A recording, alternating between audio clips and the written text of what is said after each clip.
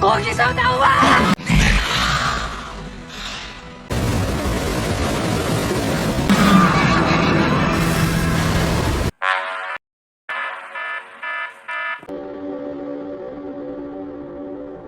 Cerita dimulai dengan proses ritual eksorsisme yang dilakukan oleh dua orang pastor kepada seorang pemuda yang bernama Haijun. Namun sepertinya para pastor itu tidak mampu mengusir iblis yang merasuki Haijun karena ternyata iblis itu sangat kuat. Tak lama kemudian datang seorang suster yang bernama Junia yang juga memiliki kemampuan untuk melakukan ritual tersebut, lalu membantu para pastor dan melanjutkan ritual pengusiran iblis pada Haijun meski Junia belum memiliki izin. Setelah beberapa lama, awalnya Haijun perlahan mulai tenang seperti iblis yang ada dalam tubuhnya sudah hilang. Namun ternyata suster Junia juga tidak mampu mengusir iblis yang ada pada Haijun. Hingga ini yang terjadi.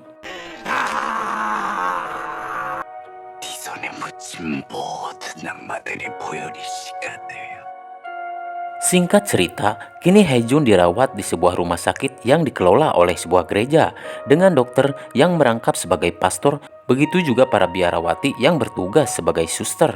Kemudian kita diperkenalkan dengan ibunya Haijun dan seorang suster bernama Mikaela, juga seorang dokter sekaligus pastor yang menangani Haijun bernama Paulo. Namun meski Paulo juga seorang pastor, dia tidak percaya dengan ritual eksorsisme.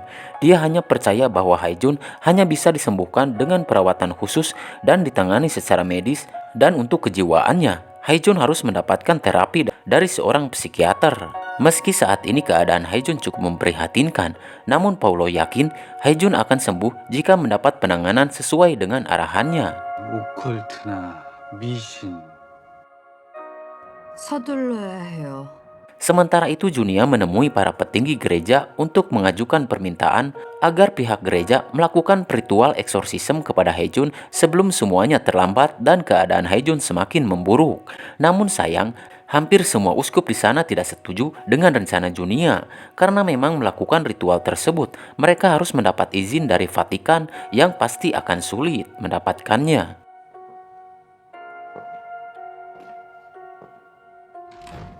Merasa usahanya tidak akan berhasil, Junia pun menemui Paulo dan memintanya untuk melakukan ritual eksorsisme kepada Haijun. Namun tentu saja Paulo menolaknya, karena Paulo yakin Haijun hanya mengalami gangguan psikis dan mental yang harus ditangani dengan perlahan dan terapi. Kemudian Junia menegaskan bahwa justru itulah cara kerja setan dan iblis, yaitu menyerang psikis dan mental manusia.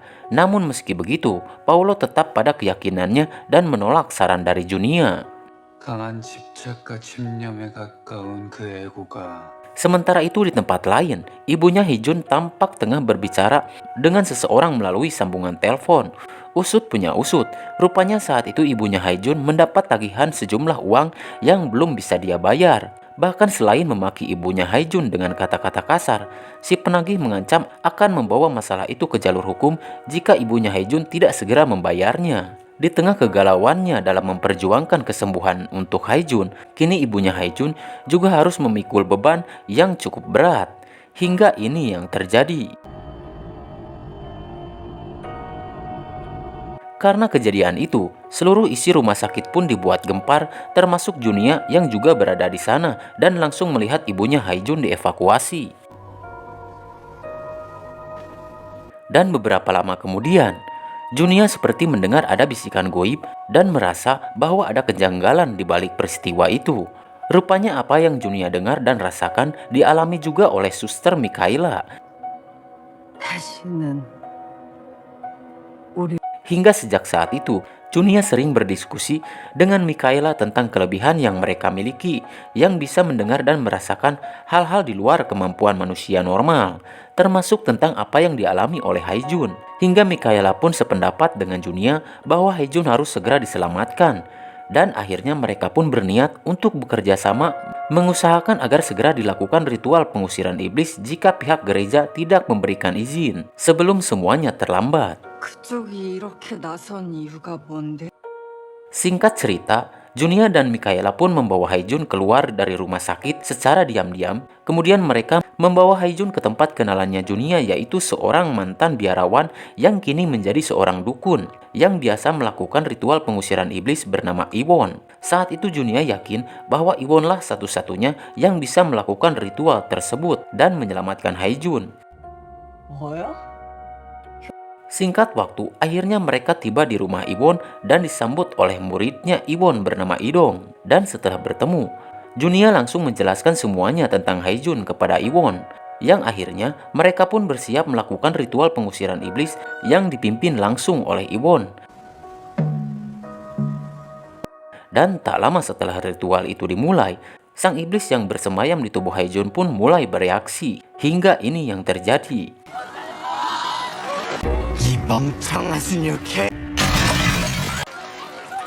Tanpa diduga, kekuatan iblis itu terlalu kuat hingga upacara pengusiran itu gagal dan Haejun pun terpaksa harus dibawa kembali ke rumah sakit.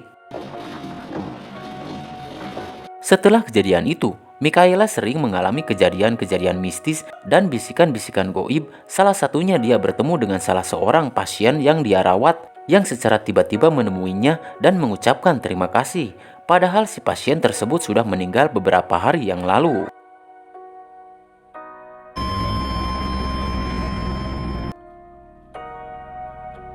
Setelah itu Mikaela menemui Junia dan mengabarkan bahwa kini Haejun dipindahkan ke sebuah gereja terpencil yang tertutup dari dunia luar untuk mendapatkan perawatan khusus. Dan di tempat itu, Paulo akhirnya tahu bahwa apa yang dialami oleh Haejun bukan penyakit medis biasa dan menyadari bahwa ada iblis yang bersemayam dalam tubuh Haejun.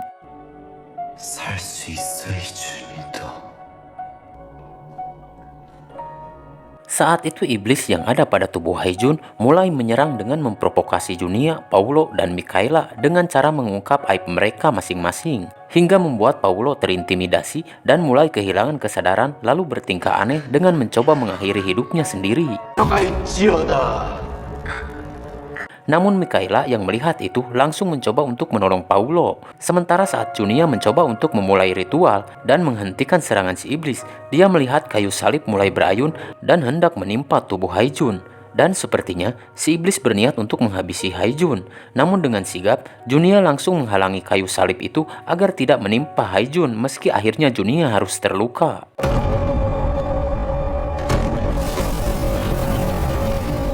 Lalu tak lama kemudian, si iblis berbalik menyerang Junia.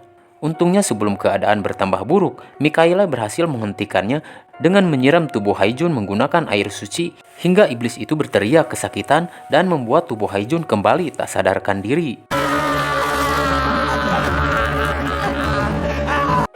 Setelah kejadian itu, Junia kembali menemui para uskup di gereja dan meminta bantuan bagaimana caranya pihak Vatikan memberi izin dan membantu ritual pengusiran iblis pada Haejun.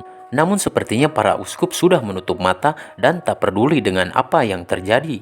Hingga Junia nekat mencari tahu lebih dalam dan belajar lebih banyak tentang ritual eksorsisme kepada gurunya, juga kepada dukun Iwon. Bahkan Junia memberanikan diri untuk menemui seorang pastor yang lebih berpengalaman. Sayangnya sang pastor tidak bisa membantu Junia lebih jauh karena tak adanya izin resmi dari Vatikan. Sang pastor hanya memberitahu bahwa kunci ritual eksorsisme yaitu harus mencari tahu nama dari si iblis yang merasuki agar bisa memerintahkan si iblis untuk keluar dengan menyebut namanya. Sang pastor juga akan membantu untuk meminta izin pada pihak Vatikan. Hingga akhirnya izin itu keluar dan pihak gereja memilih Pastor Paulo untuk memimpin langsung ritual tersebut, juga mempercayakan sebuah relik yang bisa membantu dalam ritual tersebut. Meski Paulo belum berpengalaman dalam hal eksorsisme seperti yang kita tahu, bahwa sebelumnya Paulo tidak percaya akan hal itu. Namun karena Juni tidak punya banyak waktu dan sudah terobsesi untuk menyelamatkan Haejun, Junia nekat akan melanjutkan ritual eksorsisme meski tanpa izin dari pihak gereja. Lalu setelah itu Junia membawa Haejun ke sebuah gudang yang terbengkalai. Sebuah tempat yang menurut Junia cocok untuk melakukan ritual. Setelah tiba di tempat itu, Junia lalu mengikat Haejun di sebuah ranjang lalu menaburkan garam di sekelilingnya. Sementara Mikaela bersiap untuk membaca doa. Meski mereka sedikit merasa ragu karena percobaan sebelumnya selalu gagal, namun tak ada pilihan lain karena hanya itu satu-satunya cara untuk menyelamatkan Haejun. Namun sebelum ritual dimulai, tiba-tiba Pastor Paulo datang dan memberikan relik untuk membantu ritual tersebut.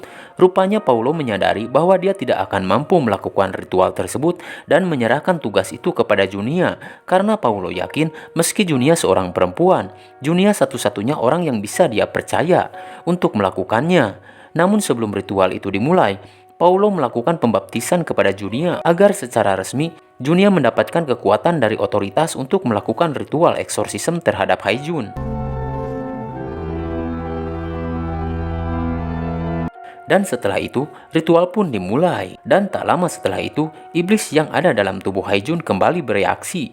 Hingga ini yang terjadi.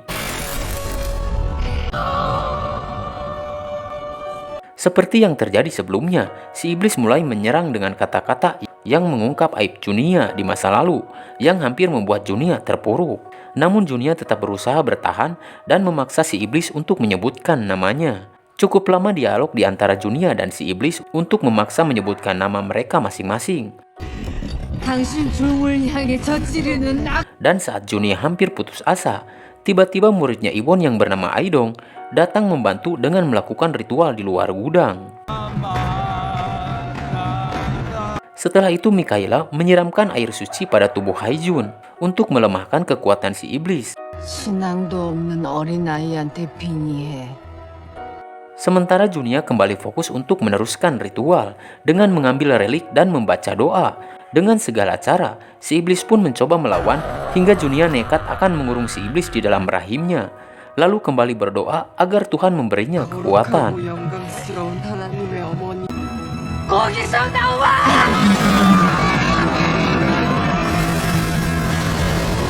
Lalu tiba-tiba, hal yang mengerikan pun terjadi. Saat itu terjadi ledakan yang membuat tempat itu terbakar, hingga Junia meminta Paulo dan Mikaela untuk segera membawa Haijun ke gereja, dan jika sudah tiba di sana, Mikaela diminta untuk membunyikan lonceng sebanyak 3 kali sebagai tanda keselamatan. Sementara Junia memilih untuk tetap di tempat itu dan menahan si iblis agar tidak kembali merasuki Haijun. Awalnya Mikaela tidak mau meninggalkan Junia, namun karena tidak ada pilihan lain, Mikaela dan Paulo pun bergegas membawa Haijun ke gereja. Meski banyak rintangan di perjalanan, akhirnya Mikaela dan Paulo pun berhasil membawa Haijun ke gereja dan langsung membunyikan lonceng sebanyak 3 kali dan berhasil menyelamatkan Haijun dari kendali si iblis. 다시는 이곳에 돌아오지 말.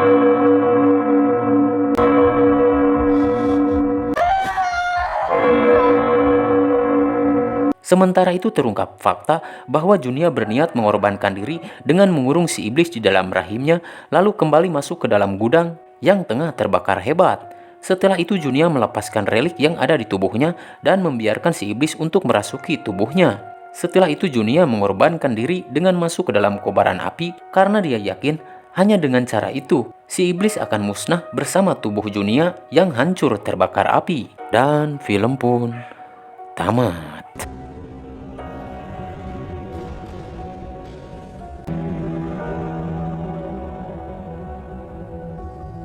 Oke, itulah alur cerita film Dark Nun 2025. Terima kasih buat kamu yang udah nonton sampai habis. Jangan lupa ketik kritik dan saran di kolom komentar. Saya Jin, wakil kru yang bertugas. Sampai jumpa di video berikutnya. Salam Jin Pro Film Review.